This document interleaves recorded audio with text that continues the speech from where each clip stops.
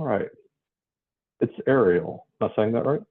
Yes. Okay, cool. Ariel, you are from Middle Georgia. And so tell us a little bit more about you, your district down there, and what you've got going on. Right. So I am originally from Mississippi. I live in Middle Georgia because I joined the military I joined the Air Force out of high school and ended up stationed at Robins Air Force Base until around 2018. And I got out and stayed in the community. It is a wonderful place to live, in my opinion. That's why I'm running for office. I'm really passionate about the community. There's a lot of wonderful organizations in my community that take care of everybody around us. And I think that's probably something I've realized the older that I get that I'm really passionate about. Politics isn't really naturally my thing, but I've got the personality for it, and I definitely don't have a problem doing it. So I end up in that a lot, but I am really focused on activism and like boots on the ground work, going out, making your community better, volunteering, being a good role model for people. And that's something that thankfully we already have a lot of around here. That's kind of why I ended up in politics. They don't really have enough room for me in some of the other places, but um we how far do you want me to go with it? I know you're gonna end up asking questions. I don't want to get into things that need to be fixed too early. No, that's fine. So, just a few more connections because it was the first time we'd spoken. So I'm from Albany originally, down in Mm. Southwest Georgia. The first exposure I had to Robbins was I had an uncle that was in security and stationed there for quite a bit. And then once I moved up to Atlanta, I have a friend that was from that area, and he ended up going to Georgia Tech, and we bowled together and all that. So some random connections here and there, to the area. Um, Mom and Dad, they have left South Georgia. They both live in North Georgia now, so I don't really have much reason, to come down there. But I like to say that I'm still familiar with the area, and it's in Georgia we have Atlanta and the rest of Georgia, Right. and you've got you've got these pockets. You've got Macon, you've got Columbus, you've got Savannah, Augusta, but it's an interesting state, and it's a big state. People don't realize it's the biggest state east of the Mississippi. Speaking of going back to where you came from there, and all these 159 counties and everything that we've got going on. So it's definitely interesting that you chose to stay in the area, after getting out of the Air Force and so forth. And thanks for your service in there. I'm just curious if you're able to say what did you do in the Air Force? I was a ground radar maintainer, so I maintained radars for air traffic controllers and specifically deployable radars. I was in a unit that was all like our primary mission was to deploy, set up airfields, and then come back and we just rotated. I never actually got the opportunity to deploy, but I got to work on setting some of the deployments up, and I got to work with a lot of like the training for that stuff. I burned really hard in the military, and I'm really bright, and I kind of worked my way up really early and got the cushy desk job before I got out, Mm. and I really liked that because I got to see the way things work. My degree is in philosophy. I like to break things apart and look at them from the inside. So it was really cool to in only in 6 years get to see both sides, like the leadership and the groundwork of that job. It was really neat. And then now I work for Northrop Grumman, also working on radars in kind of a different field. It's more test equipment for radars. Yeah, for sure. I mean, if I had done things, I guess, a little differently, my other job would have been probably an airline pilot. So that somewhere in the middle, there is a shared interest for aviation. Oh Somewhere in the yeah. middle of all that. One of these days I'm getting my pilot's license. I just got to slow down on everything else first. Gotcha.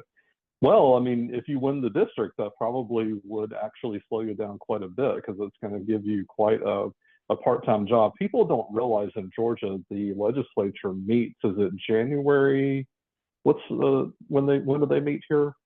Correct me if I'm wrong. I, I think that it's like January to like end of March, early April is what I think it was last time, Yeah, somewhere around there.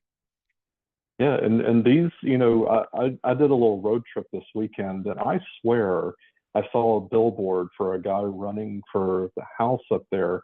I saw his signs that he was running for the House, and I saw his billboard at his law firm, where the law firm was welcoming him, to come. So that the people don't realize, that these state races, you have to get elected every 2 years. Both the Georgia House and the Senate, they're elected every 2 years, and they're not full-time jobs, as we just said. So you go downtown, you meet for that time, but the rest of the year, I mean, yeah, you have that 2-year term, but it doesn't pay much. You're not really getting into this for the money. I mean, I guess you can look at the connections and other things that might get you, but it's not that cushy of a job, honestly, to get these state, No, Senate not and it's not House not to rep me. positions. Yeah. I mean, I could go on and on. Now, I did a little bit of research. What's your district number? 140. 7. Yeah, so I had that right. 147. Is that currently Bethany Ballard? It is, yes. I ran against her in 2022 when the seat was open. She was the campaign manager for the previous incumbent. Gotcha. And did they move the district lines much, or is it pretty much the same district now? It was a new map in 2022, and it's a new map in 2024. They So one of the reasons supporting veterans was such a strong part of my platform in 2022 is because Robins Air Force Base, at least the southern half of it, was part of the district. But from the maps that I've seen after this last redistricting, the base isn't even in my district at all. I think it's 145 now, which is really disappointing to me because I'm a veteran. I'm a disabled veteran. So when we're talking like money and jobs and stuff, I wouldn't be doing it for the money anyway. My bills get paid with my disability check, and I work 75% of full time for Northrop Grumman, so I got plenty of stuff to keep me busy outside of this. But that's also something I'd be willing to cut back a lot on if I won. But yeah, the district has changed drastically since 2022. It's shrunk a lot. It's much smaller than it was. It's easier to maintain for campaign reasons, but it's now one of the smallest districts in the whole state if you look at it on the map, and that's kind of disappointing because they just keep shrinking it, and I'm like, that's less space that I can be running to be responsible for to help the lives of the people in it. But I understand that. I guess the context for that is that Warner Robins, which is a majority of the district, is the I don't know if it's moved up, but it was the 11th fastest growing city in Georgia. So there's a lot of stuff coming into Warner Robins since just in the last 10 or so years that I've lived here. So with it moving so fast, that's really changed a lot of dynamics around here politically and obviously, geographically. Yeah, it almost reminds me a little bit of what's going on in Augusta. You've got the Fort Gordon stuff, and I think that's the big base that's over there. And it's not just the base. As you mentioned, you've got this whole complex that goes around the base. You've got military contractors. And over in Augusta, you even have this whole national security apparatus, as I'll call it. And you might remember the reality winner fiasco that was going on. And she was from Georgia, and was from, well, she may not have been from Georgia, but she was actually stationed over there. But people don't realize, I think they discount sometimes the actual impact that, I mean, even down in Albany, you have the Marine base. And growing up there, I remember, coming up for base closure lists and things like that. But the huge impact that all of that federal money flowing back into Georgia really has, and you don't hear people talk about it a lot. Like all of the political ads, you're hearing nothing about decisions that have been made for these military bases and so forth. So I'm getting off of, but I wanted to paint a picture about your district, about you, about redrawing the district as well. Have you done or been able to see like certain areas? Do you feel like it's more blue now, more red now? What are you seeing as you go out and campaign? It scares me. I think it's a little more red now, but Mm. I am from a really small town in Mississippi. I can make friends with just about anybody unless they're already decided that they're not going to like me. I can't do anything about that. I accepted that a long time ago, but I work really well with groups of people that a lot of Democrats don't really want to kind of get in the room with. My family is full of Republicans, and I still have good relationships with most of them. So I'm pretty good at kind of drawing the line with like being pretty balanced with everybody. My district's gotten more red, but my city has gotten more blue, and I think that's had a big effect on kind of the area around here. So Warner Robins elected their first woman and first Black mayor, the same person, obviously, in I want to say 2018, 2020. It's been within the last however many years. She's a Democrat, and she has really done wonderful things for the city. in a chokehold for a really long time with somebody who wasn't doing anything to progress it at all. I don't know that they were necessarily bad at their job, but they weren't really doing much to make you feel like this was a community you wanted to be a part of. And since she took office, it's just completely changed this area. There we have events that we would have never had before. We have food truck Fridays. We did a trunk or treat the other day. I went and handed out candy to kids, and we never had Mhm. that before. There's a much more sense of community around here than there used to be, and I think that that's changed. I think honestly, I wouldn't even say we're more red. I just say we're pretty purple, to be honest. But taking out certain parts of the district, or the parts that they took out, were more blue. So we're still pretty purple, but they took out my strong blue area, and that kind of Interesting. is going to hurt it in the long run. But Yeah. I still have We'll so see what much pride happens. for this community. Yeah. Yeah, we'll see what happens. Now that other district, are you in touch? Or are there two candidates going in that other district? Just while we're talking about it here. And 145 that the base Yes. has. What are they talking about? Mhm. What? So the one that when they redrew the districts between the one you're running in and then the one that when they pulled the base out of it, are you in contact? Are there two candidates running in that district now too? Yes. I don't want to misspeak, but I'm pretty sure the Democrat running in that is Tangi Herring, and then the incumbent, Okay. I think it was Dickey. I believe he was running again. I'd have to double check on him. I just honestly just looked at the ballot for that area this morning, and I can't remember it all. But um, I I haven't noticed anybody really talking about the districts changing up much this round. It was a huge conversation point in 2022. And that's another thing about voting rights, was such a big conversation, and nothing changed, but nobody's talking Mhm. about it anymore.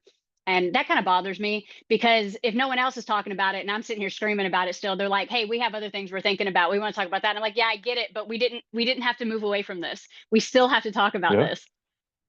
Yeah, I mean, there was a meeting that happened, and the party that's in power actually did it there, and it is what it is. But I'm thinking that this may get us into this first topic here, as public transportation. So we had gone through an issue list of topics you wanted to talk about, but I'm actually curious, what does that look like in Middle Georgia? I mean, Atlanta, we have MARTA, we have the Gwinnett Transit, Cobb Transit, you've got the train and all that.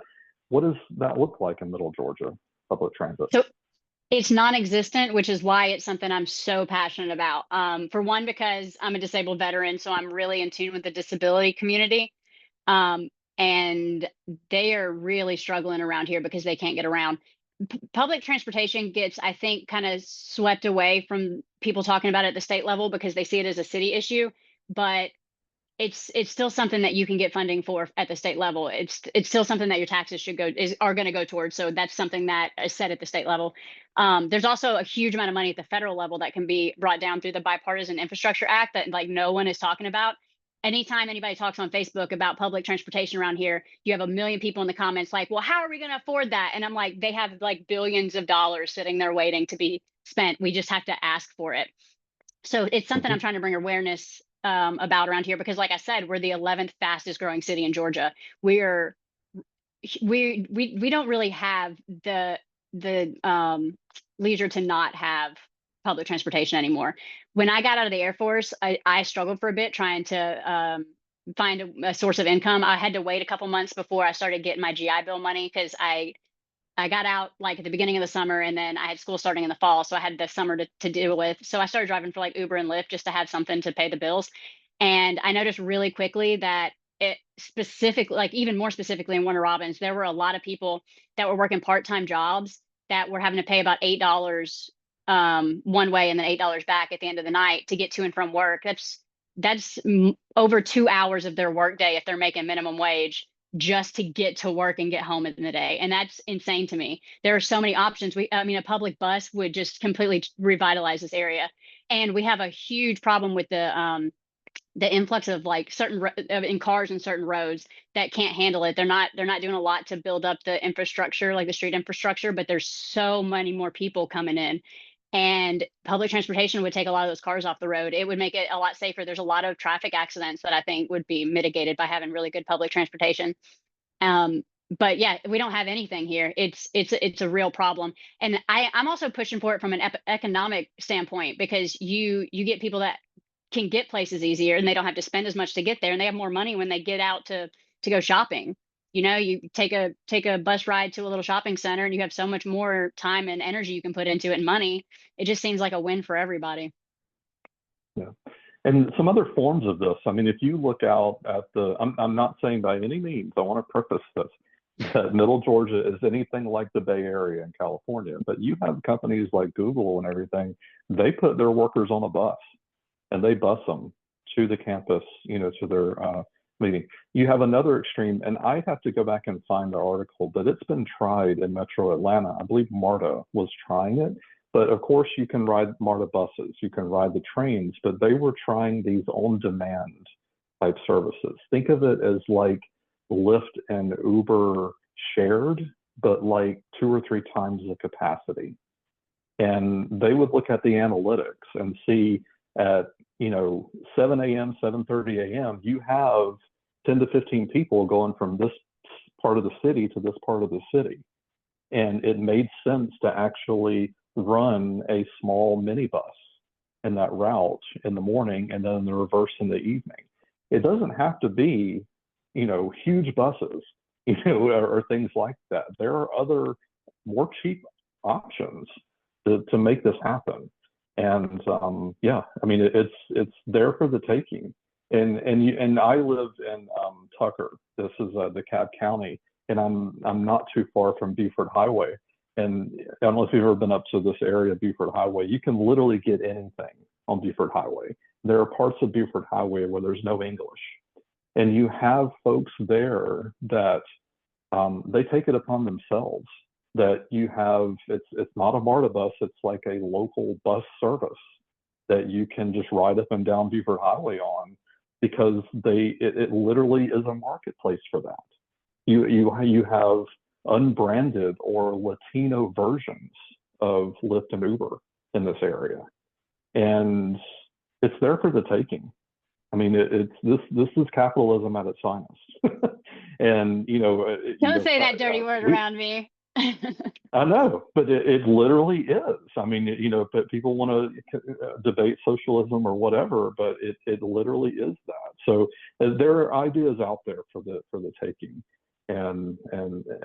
But these are good talking points, and people will say, well, okay, well, is it a 60 passenger bus? No, it's, this is a minibus that just does this. Or you have a company that is they have struggles of hiring enough workers. We went up to North Carolina this weekend. You had a company van, and literally that company van was shuttling employees from a meeting point to the place. It's the same thing. So, I mean, there are options out there. Don't let people just, say no and turn their head and walk the other way, because otherwise they're just going to be sitting in traffic or getting in wrecks. So.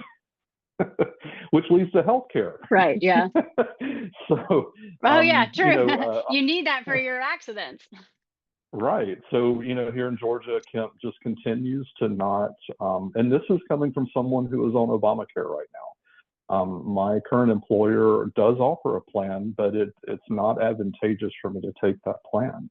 And it's not advantageous for me to go on my spouse's plan either. So I actually have Obamacare. My mom retired early and was on Obamacare for several years.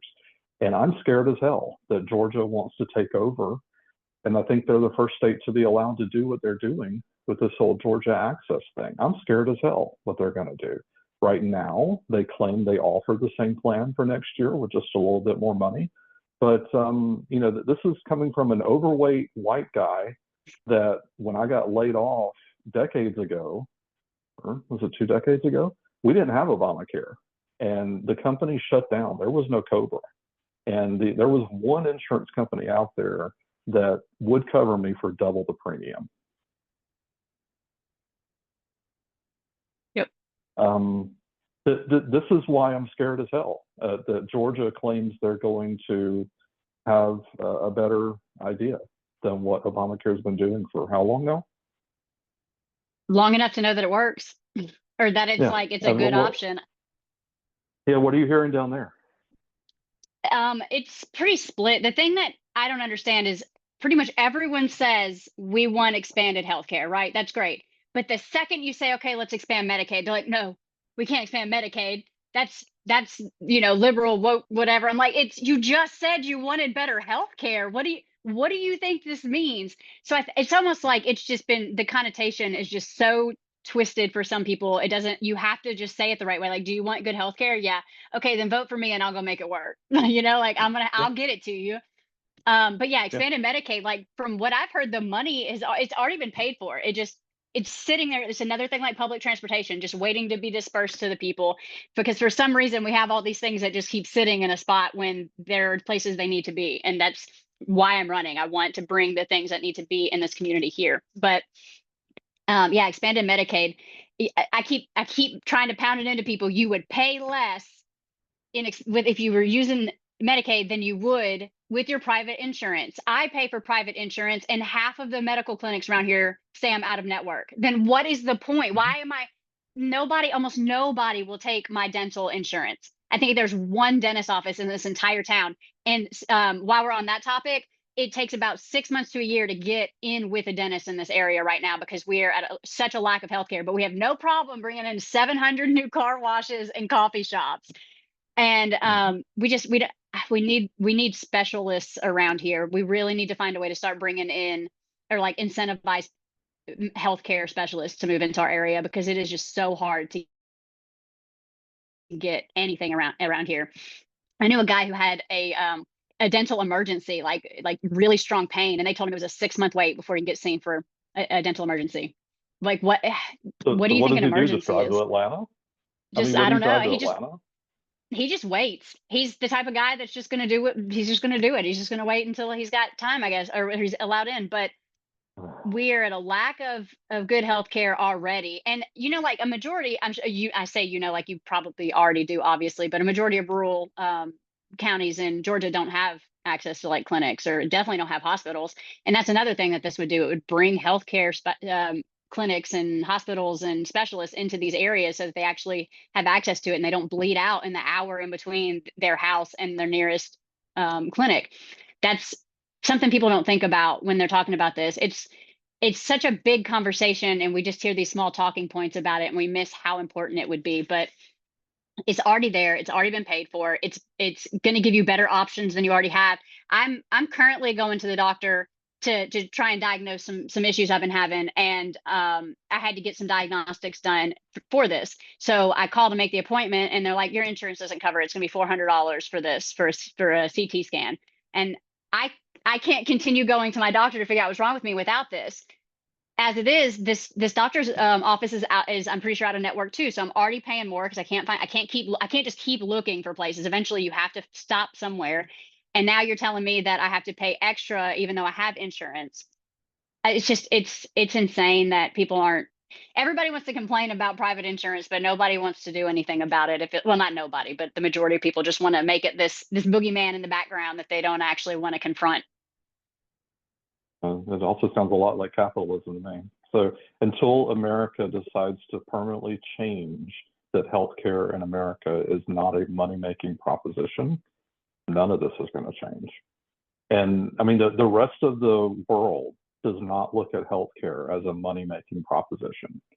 And you go to Canada, you go to Europe, you go to all these other countries, it's not a money-making proposition. It's a public welfare, okay, call it socialism thing. And until that changes, honestly, here in the US, not a damn thing is going to change, I unfortunately. know. I Um, I I and try to I try to tell everybody that when they ask why, like, I'm so pro universal health care. I was in the military for 6 years. I didn't have to pay for health care. I didn't have to pay for housing. I mean, I did, but I got the allowance for it. I didn't have to pay for yeah, school. I didn't have to pay for anything. So you're going to let me have all that, and you're not going to expect me to go and fight for everybody else to have that? Like, yeah, when people want to act like socialism is this horrible thing, what do you think public libraries and hospitals and schools and yeah, Social Security, like, what do you think that is? I mean, yeah. it's just I just wish that we could have an honest, non misinformation filled conversation about things like that as a public, and it's just not ever going to happen, not anytime soon. Well, critical thinking is hard. So, you gotta, Get a philosophy degree, that'll change your life. which leads on to workers' rights. So you kind of alluded to this earlier. You're hearing a lot of folks are working two part-time jobs. Um, maybe expand on that, or is it getting any better? What's the latest you're hearing? I think everybody knows that workers in America don't get paid enough. I mean, the minimum wage is what, 7.25, and there's no state where you can live off of less than $15 an hour. So my perspective is, personally, why are you working a job? I mean, you don't have a choice, but hypothetically, why are you working a job where you don't actually get your needs met? There's no point in that. Those jobs should not exist. That shouldn't even be allowed for someone to work in a spot where they're not making enough to where they can actually survive. That makes no sense to me. So I'm pretty passionate about raising the minimum wage. With inflation, which I'm sure you probably are in the same mindset of this, is it has a lot more to do with capitalism than anything else. I mean, there's a lot of mismanagement at the federal level, but there's also a lot of CEOs that got really greedy after COVID. And so now all that Mhm. money's getting funneled up to the top, and your people at the bottom are struggling. Like, they're not coming to work at their best because they can't survive. I mean, they can't buy the food to survive, right? They're struggling, they're hungry, they're cold because they can't pay their power bills. So now it's like at this point where there's no quality of life. What's the point at working and living if all you have to do is work? There are a lot of people that feel that way. I think that's the one thing that transcends political bounds, is we all feel that way. It's just some people just feel like that's part of life, and other people are like, hey, maybe there's something that we can do about this. We're kind of looking at it from a bigger perspective. There are things that we can do to make this easier. I can't stop inflation, I can't stop greed, I can't stop federal mismanagement of money, but I can work as a state legislator to help make the budget help Georgians, right? Like, that would be my job, would be to help set laws and to make a budget. And the more that you can do to give back to Georgians is really the only thing that you can do to really fight inflation. And so that's the conversation that comes up mostly around here. It's not about workers' rights. I just praise it as workers' rights because I think that's a lot of the solution for people. It's always inflation, though. It's always, we don't have the money to go out and buy our basic necessities. What do? You fight for the workers to get what they need. Really, I'm a very, like, fix it from the ground up person. I don't think that you can just go and stop everything at the top. I don't have any control over what other people do, but I can go and fight for the little guy to make sure that their voice is heard, and that they know that there are options available to them. I'm very pro union. I sat in a meeting with the Department of Labor secretary in 2022, and it was really eye opening for me um, to kind of see politics from that perspective, from the perspective of, like, fighting for the little guy, and how you can do that. So I've gotten a lot more pro labor, pro union over time. So that's kind of my thing. Is it's always phrases about inflation, but I think workers' rights would do a lot to help people in that. Yeah, and in these small towns, well, I'm going to say I'm a little bit older than you. You don't have to say your age, but I remember this stuff back in the '80s, and the Republicans are saying trickle down economics, trickle down economics. It hasn't worked, folks. I mean, and why are you going to put a party back in power again and that keeps trying the same thing over and over again? Because it ain't working. So we'll leave that there. Common sense gun control. So this hit home up in North Georgia recently. Our roommate's niece was actually in that school. And I'll actually put, I don't have the names, but I actually sent an email out to several of the legislators here in Georgia. I'll bounce this off. We didn't have a chance to discuss it, but I'll bounce it off of you. Lobbying, insurance, the insurance lobby is huge. Why are we not requiring, I mean, you have to have insurance to drive a car in this state. You have to have, you pretty much have to have health insurance. Otherwise, you're just going to go bankrupt if something happens to you. If you own a home and have a mortgage, you have to have home insurance. So why in the hell are you allowed to have a gun and not required to have liability insurance for it? Yeah, honestly, that's not something that I had personally thought about, but that makes complete logical sense. I think you should have mine is more like, you should be trained, you should have a license, you should have a background check, but that is something that um makes total sense. Why there's Well, you know the answer to why. Somebody's used it as their PowerPoint at some point. That's how we Mm-hmm. end up in a lot of the crappy situations that we're in. But my stances on guns come from like a respect position on the power that guns hold. From a small, really small town. My family has plenty of hunters in it. We've had guns in the house my entire life. I was in the military. I'm really well trained on guns, and I'm scared of them, but I also feel confident around them. My wife is the exact opposite. I'm actually sometimes scared that we have guns in the house because she's not comfortable with it, and that's kind of where I get a little more on the safe storage laws. Personally, I think people should be responsible enough to know where to put their guns, but then that not everybody's going to do that. So I think that's a wonderful idea that I'd like to look at more about like the places where that has been implemented and how that affected like actually being able to defend yourself. That's really my only worry is like if you have to secure your gun, then what's the point in having it in like a defense situation? But I'm always open to new ideas on that. But liability insurance, absolutely. If you're right, if you have to have insurance for anything else that's dangerous, why not? I mean, it's funny. I had a virtual town hall last night. I was talking about this. We like I'm obsessed with history, and a lot of the reasons that we died in the past, we've kind of gotten rid of. Like we don't have polio like we used to. We have a much Mhm. less maternal death rate. It's still not great, but it's much less than it was. You're not 50. You don't have a 50% chance to die before the age of 15. But now we've made all these new ways to kill ourselves, right? Like cars and Yeah. cigarettes and guns and all these other things. It's just wild to me that it's such a big problem. But yeah, a lot of my common sense gun control is background checks. A 3-day waiting period. I've never heard anybody else at least in Georgia when they talk about gun control talking about that. But I had read that Canada did that. I don't know if it was in the whole country, if it was in specific province. I don't remember. I think it's provinces. I've been to Canada once. Don't don't make fun of me. But 3-day waiting period. It cut down on domestic violence because people have time to think about their actions. They don't act as rashly when they have time to think about it. Yeah, you're not as pissed off. I actually had a manager previously who was Canadian, and he was always amazed when it came down just the gun culture. He said if you wanted to buy a gun in Canada, there were only specific gun shops. You had to actually go into that place, and then it was in like a back room, like it was porn or something in the back room. You had to go in there, and had to be of age. You may have had to have it, and just the differences and the number of deaths that we have compared to these other countries is just like a whole different approach to it. And we could go on and on and on Oh, and it of comes to trying gun to do control. this. Absolutely. Yeah. Yeah. So what I'm going to do, I'm going to actually stop, and then we're going to exit and come back in because of our friends at Zoom. I know. I'm not a And fan of Zoom, to be honest. Sorry, Zoom. yeah, so we'll I'm going to stop the recording, and we'll just exit and just come right back into the same one, and we'll pick back up. All right. Gotcha. Thanks.